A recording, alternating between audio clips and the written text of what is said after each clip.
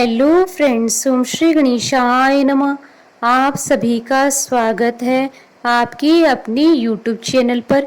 Friends, आज हम आपको इस वीडियो में बताने जा रहे हैं भादो मास की बड़ी चौथ की पौराणिक व्रत कथा, पूजा विधि, शुभ मुहूर्त और महत्व के बारे में। फ्रेंड्स, वीडियो शुरू करने से पहले आपसे रिक्वेस्ट है, अगर आप हमारे चैनल पर नए हैं और आपने अभी तक चैनल को सब्सक्राइब नहीं किया है तो प्लीज़ सब्सक्राइब कीजिएगा चैनल को, साथ ही प्रेस कीजिएगा बेल आइकन को, जिससे नए वीडियो से रिलेटेड नोटिफिकेशन आपको तुरंत प्राप्त हो सके। और वीडियो पसंद आने पर वीडियो को लाइक और शेयर जरूर कीजिएगा ताकि सभी भक्तों को इस वीडियो का लाभ प्राप्त हो सके। और कमेंट बॉक्स में ओम श्री गणेशाय नमः जरूर लिखिएगा। भादवा की चौथ को भादोड़ी चौथ या भोला चौथ भी कहा जाता है। इस दिन चौथ माता का व्रत किया जाता है और चौथ माता की कथा सुनी जाती है। इसके साथ ही विनायक जी की भी कहानी सुनी जाती है। कुंवारी कन्याएं सुंदर, सुशील और अच्छे पति की प्राप्ति के लिए चौथ का व्रत करती हैं और स्त्रियां इस व्रत को अपनी सुहाग और पति की लंबी आयु के लिए करती हैं। फ्रेंड्स, अब आइए जानते हैं साल 2024 की भाद्रपद मास की संकष्टी, गणेश चतुर्थी, बहुला चौथ, भादो चौथ और बड़ी चौथ की शुभ मुहूर्त के बारे में। हिंदू पंचांग के अनुसार साल 2024 में भाद्रपद मास की संकष्टी चतुर्थी और बहुला चौथ और बड़ी चौथ 22 अगस्त 2024 गुरुवार के दिन है। भाद्रपद कृष्ण चतुर्थी तिथि प्रारंभ होगी 22 अगस्त 2024 को दोपहर 1:46 पर और भाद्रपद कृष्ण चतुर्थी तिथि का समापन होगा 23 अगस्त 2024 को सुबह 10:36 पर और चंद्रोदय का समय रहेगा 22 अगस्त 2024 को रात्रि 8:49 पर और बहुला चौथ पर गोधूली पूजा का शुभ मुहूर्त रहेगा शाम 6:44 से शाम 7:10 तक। कुल अवधि 26 मिनट है और इस दिन सर्वार्थ सिद्धि योग का भी शुभ माह संयोग बन रहा है। साथ ही इस दिन कजरी तीज अर्थात बड़ी तीज का पर्व भी मनाया जाएगा, इसलिए इस दिन का महत्व कई गुना अधिक बढ़ जाता है।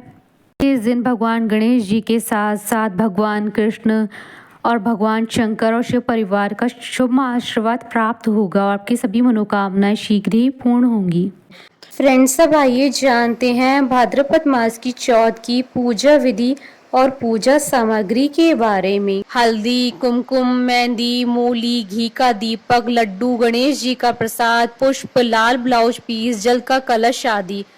चौथ माता की पूजा विधि। चौकी पर विनायक जी और चौथ माता की स्थापना कर चौथ माता के रोली, काजल, मेहंदी की 13 टीकी लगाएं। विधि पूर्वक पूजन कर ज्योत का दर्शन कर चौथ माता विनायक जी की कहानी सुनकर चंद्रमा को अर्घ्य देकर जीम लेवे। अर्घ्य देते समय बोले, चंदा हेलो उगियो, हरिया बांस कट्या, साजन उबा बार ने अखा पाती लाए, सोना की सांकली, गल मोतियारो हार। भादो की चौथ का चंद्रमा के अर्घ्य देता जीमो मारा वीर भरतार।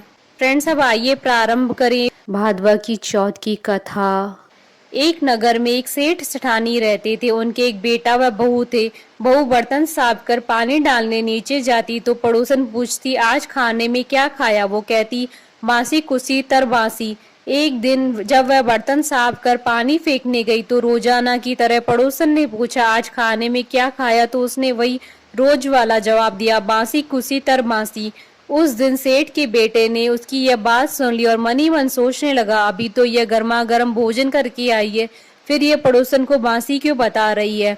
दूसरे दिन उसने अपनी माँ से कहकर खीर खांड का भोजन बनवाया। माँ व बेटा बहू ने साथ में बैठकर प्रसन्नता से भोजन किया। बहू बर्तन साफ कर पानी डालने नीचे गई तो पीछे पीछे उसका पति भी गया। आज भी हमेशा की तरह पड़ोसन ने पूछा, आज क्या खाया? तो उसका वही रोज वाला जवाब, बासी कुसी तर बासी। उसकी पति को बहुत गुस्सा आया। रात्रि होने का इंतजार करने लगा। जब रात्रि में पत्नी कमरे में आई, हाथ पकड़कर बोला, मेरे सामने खीर खांड के भोजन करके आई है, फिर पड़ोसन को बासी भोजन क्यों बताया? तब वह मुस्कुराकर बोली कि यह आपके पूर्वजों की कमाई है, धन ना आपने कमाया है ना आपके पिताजी ने। तो हुई ना यह बांसी। यह सुनकर उसने परदेश जाने का विचार कर सुबह उठकर माँ से बोला, माँ मैं कमाने के लिए परदेश जाऊंगा। माँ ने कहा, अपने पास बहुत धन है, तुझे परदेश जाने की क्या आवश्यकता है। लेकिन वह नहीं माना और माँ की आज्ञा लेकर वह कमाने के लिए परदेश चला गया।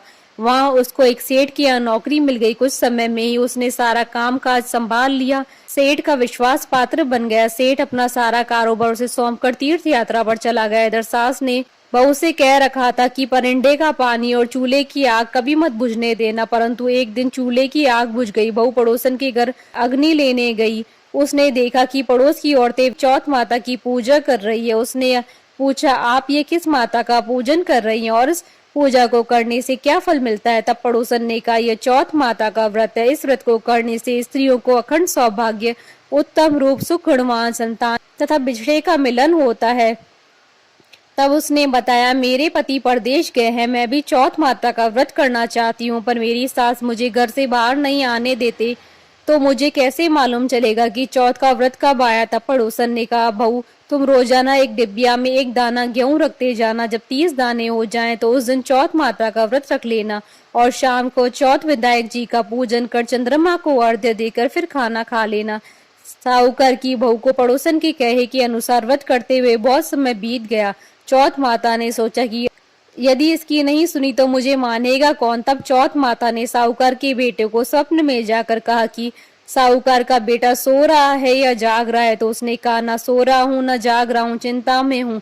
इस पर चौथ माता ने कहा, चिंता छोड़ घर जाकर तेरे परिवार को संभाल। तब साहूकार के बेटे ने कहा, मेरा कारोबार बहुत फैला है। तब चौथ माता बोली, सुबह उठकर स्नान ध्यान से निवृत्त होकर दुकान जाकर चौथ माता का नाम लेकर घी का दीपक जलाकर बैठ जाना। जिसको लेना है ले जाएगा, जिसको देना है दे जाएगा।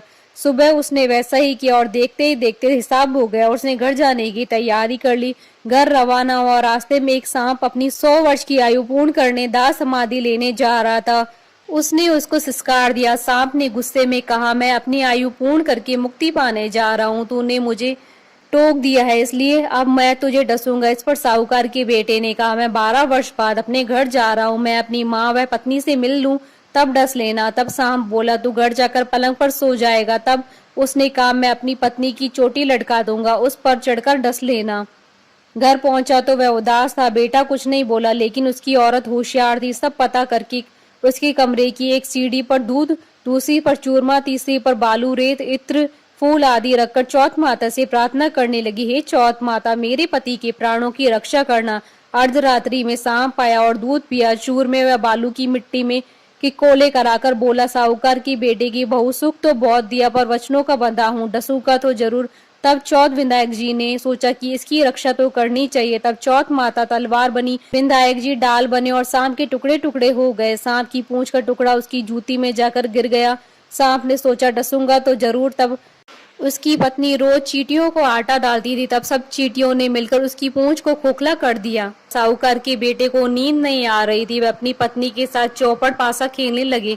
सुबह देर तक जब बेटे बहू नहीं उठे तो साहूकारनी जगाने गई तो सीढ़ियों पर खून ही खून देखकर जोर जोर से रोने लगी कि मेरे बेटा बहू को किसी ने मार दिया।